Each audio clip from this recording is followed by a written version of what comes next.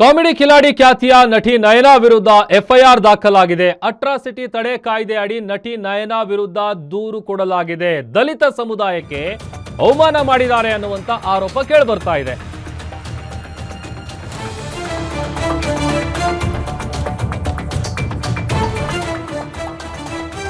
ದಲಿತ ಸಮುದಾಯಕ್ಕೆ ಅವಮಾನ ಮಾಡಿದ ಆರೋಪದ ಹಿನ್ನೆಲೆಯಲ್ಲಿ ನಯನಾ ವಿರುದ್ಧ ಮಂಜುನಾಥ್ ಭಂಡಾರಿ ಅನ್ನುವಂಥವ್ರು ಕಂಪ್ಲೇಂಟ್ ಕೊಟ್ಟಿದ್ದಾರೆ.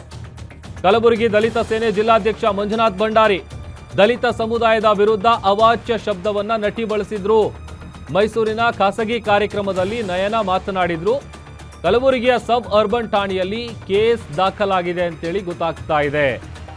ಕಾಮಿಡಿ ಕಿಲಾಡಿಗಳು ಶೋ ಖ್ಯಾತಿಯ ನಟಿ ನಯನಾ ವಿರುದ್ಧ ಎಫ್ಐಆರ್ ಆಗಿದೆ. ಅಟ್ರಾಸಿಟಿ ಕೇಸ್ಗೆ ಸಂಬಂಧಪಟ್ಟಂತೆ ಎಫ್ಐಆರ್ ಆಗಿರೋದು.